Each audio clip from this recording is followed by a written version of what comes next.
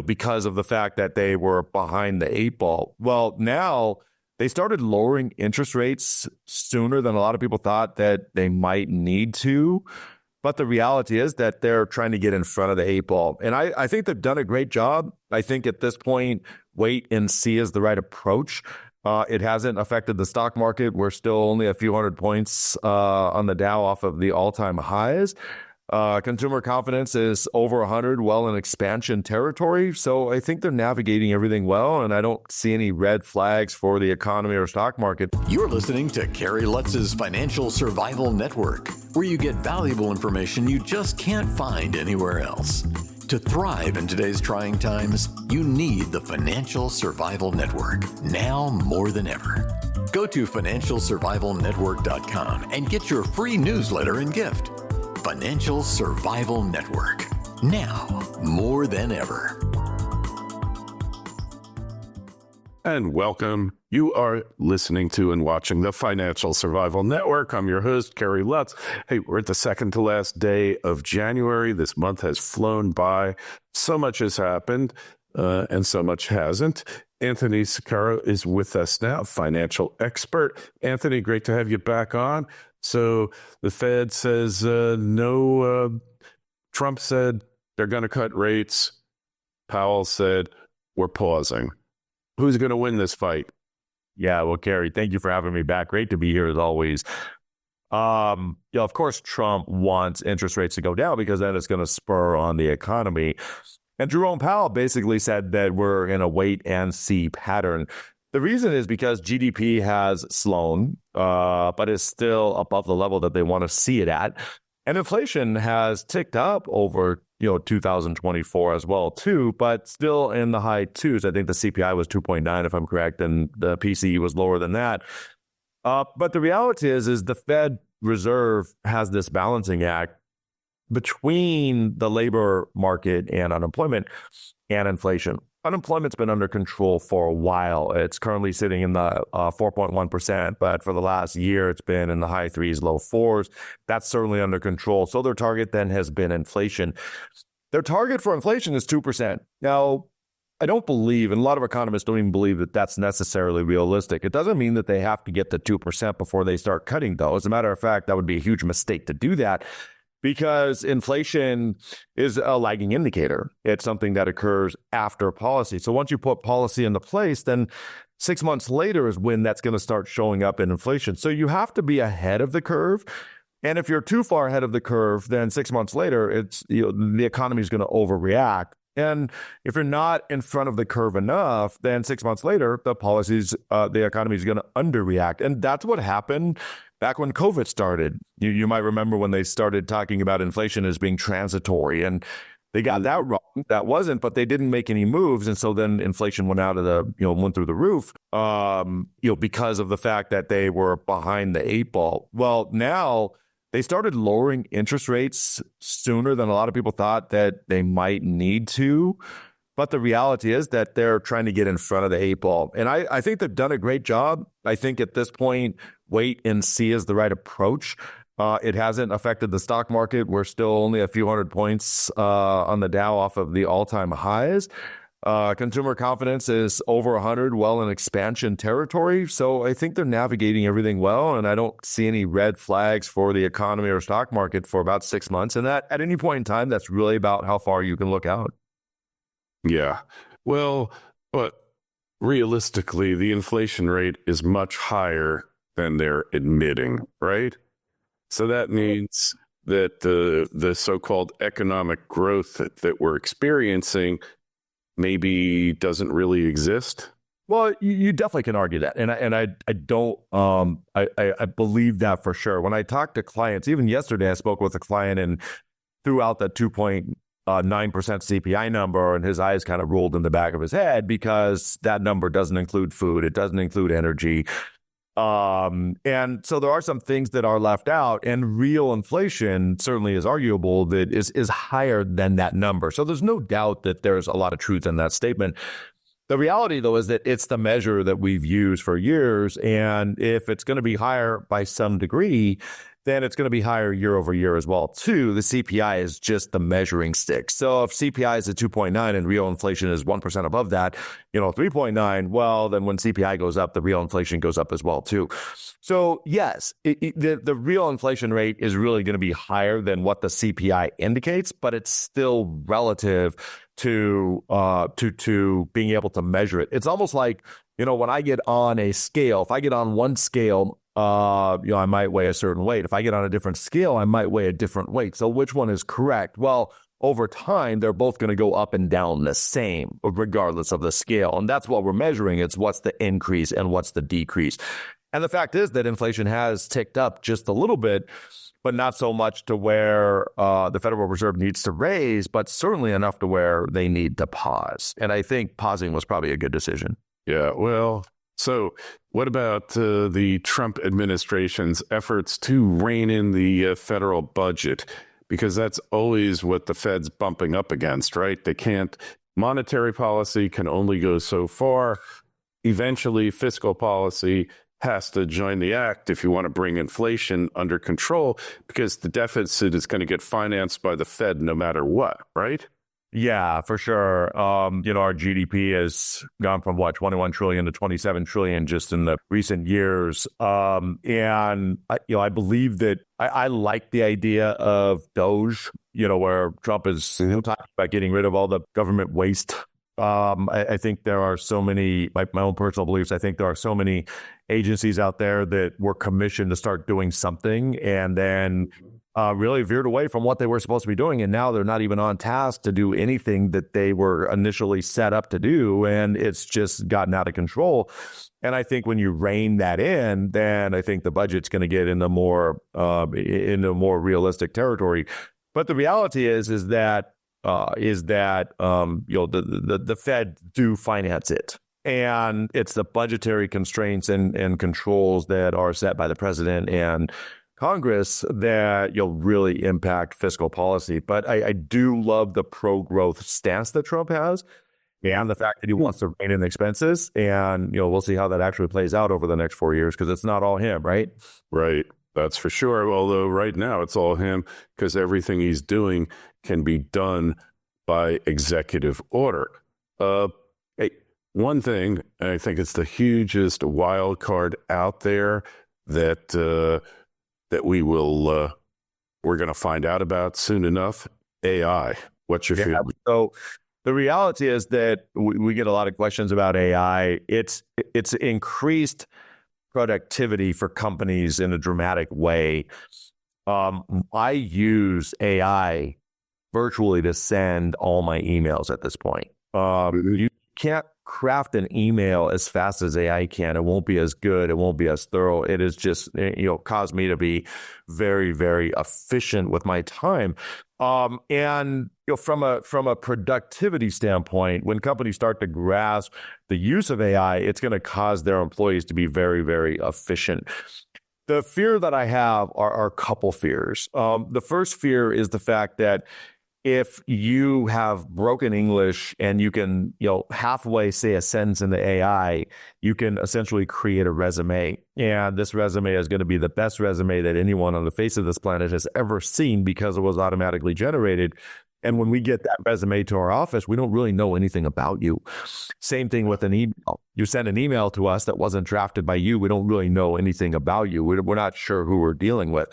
There are AI platforms now that could take my face and make me say what it is. And this whole entire interview could actually be done by AI and you wouldn't know whether it was me or AI doing it. Now, I have to tell you, Kerry, it's me, but you wouldn't know. And so it's scary from that standpoint. But from an investor standpoint, the fear that I would have is we've had calls from people trying to jump on the bandwagon to try to find that, how do I invest in ChatGPT, OpenAI?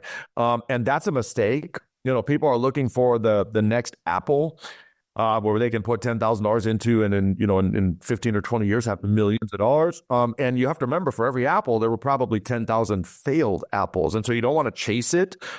And that's a fear that I have, is a lot of people are trying to get rich quick. And you still need to have a balanced, diversified portfolio, but not trying to find the one thing, the NVIDIA that you think is going to be great over the next 10 years. Yeah, but the other thing is the impact on the overall economy. It's just progressing way faster than anybody out there, except for the real insiders, understand. Like Elon Musk's been warning about it for years, but now it's going to hit critical mass. It's going to change everything. 100%. The reality is that it already has changed a lot of things. It's changed things in the pharmaceutical world. They can analyze medical conditions faster than any human can and much more accurate, and do analysis.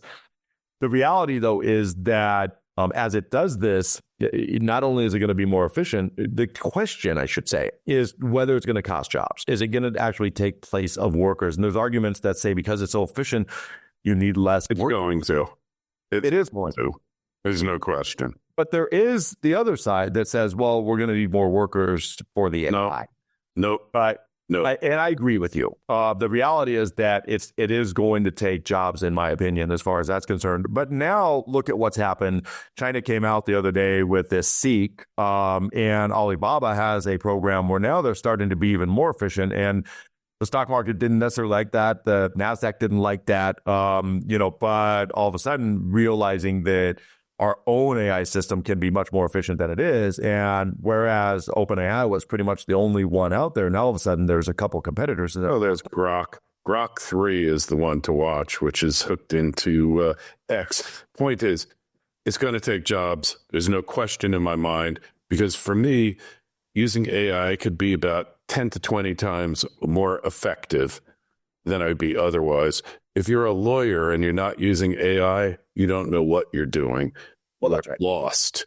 I mean, because somebody sent me a couple of contracts. I don't even practice anymore, Anthony. You know that. I'm America's top recovering attorney.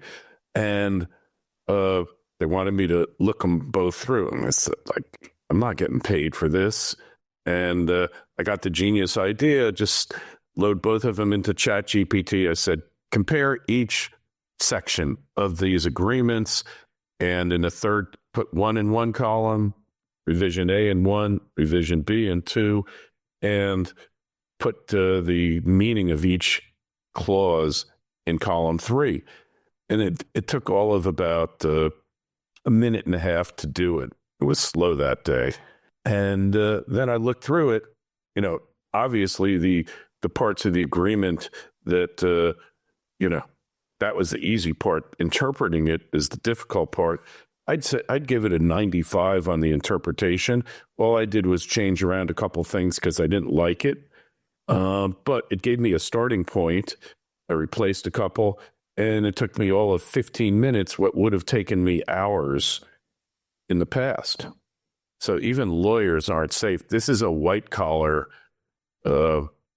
threat. And, I think the impact is unimaginable, and we'll see it very quickly in the next 6 months, 6 to 18 months. You won't recognize the world. And in 5 years, who the heck knows? Oh, I fully agree. Absolutely. I heard someone say, I don't know, a year and a half ago, as soon as really OpenAI kind of came out, whenever that was. And he said, if you're not scared to death of artificial intelligence, or you're not excited out of your mind, you just don't understand it. Yes. I think there's truth on both of those things. Scared to death for the reasons that I talked about earlier is that you can impersonate someone, and at some point you don't really know who you're dealing with. And I'm worried about our kids. If you tell this thing to write a paper about the Great Depression of 1929, it will come out, and that's all you need to tell it. Literally, it will write the best paper you've ever seen, and the plagiarism that can go on and the cheating that can go on. All of a sudden you have kids that are not intelligent at all because they don't need to be. They just need to tell something what to do, and it thinks for you. And it does take the place of thinking, which is what scares me to death about it. The exciting part is the efficiency, the calculations, the analysis. If you want to do a study of the stock market history, you can go into ChatGPT and say, give me a one-page report on the history of the stock market. It will do all that. It's just absolutely amazing. It will write your emails. Like you said, it will analyze your documents. As an attorney, every now and then I'll have it write legal documents for me. I know you're not practicing, so you might not even be aware. I can go in there and have it write a legal document for me and just tell what to do, and it will come up with the perfect legal document. Yeah, you just got to not pull a Michael Cohn. You got to check those sites because 100%. You'll make stuff up. So, but it's easy to check them because you just feed the sites into ChatGPT, pulls up the case, and you're there. It's interesting. Elon Musk said they've run out of data to feed the thing. It's gotten all the data it possibly can, and now it's got to make up its own data and figure out stuff from there. It's pretty wild, and you can't. It's to me, it's like when you have the Tesla autopilot. You could theoretically just let the car drive, but you got to be supervising it and checking its work.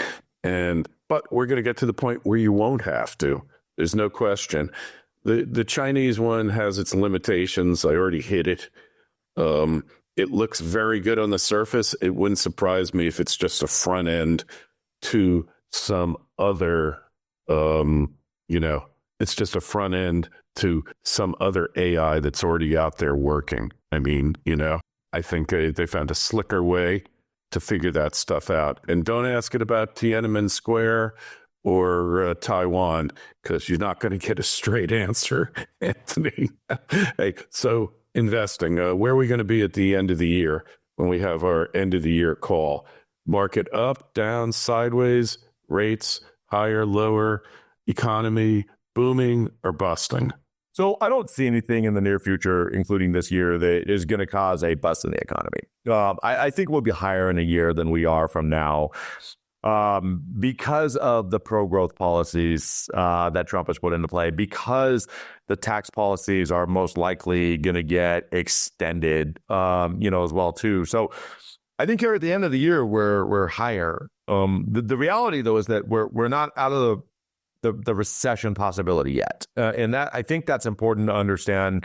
You're going to get a lot of opinion on all these different news networks and media. Some people think higher, some people think lower. And, you almost get that, at least for me, when people I've talked to from my radio show or, otherwise, you almost get that FOMO feeling. I've talked to a lot of people that feel, that maybe got conservative last year or before Trump. A lot of people, especially in California, got more conservative before Trump because they thought everything was going to crash. It's the same thing that happened last time, right?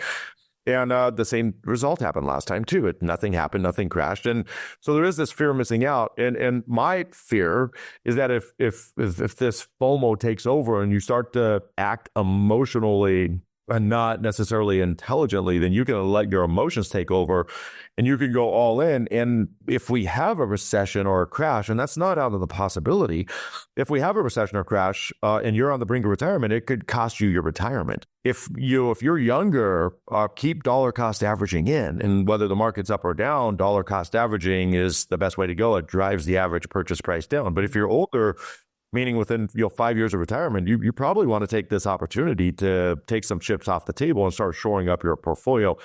Our yield curve is uninverted now. It was inverted for years, and that's a sign of recession. Yes.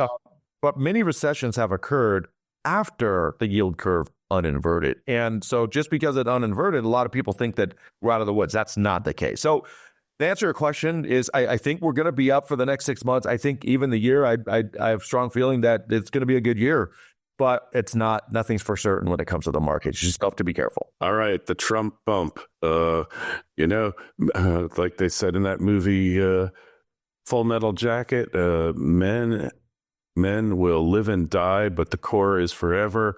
Men will live and die, but the market's forever. Yes, sir. All right. Hey, tell us, how do we connect with you? How do we find you on the web?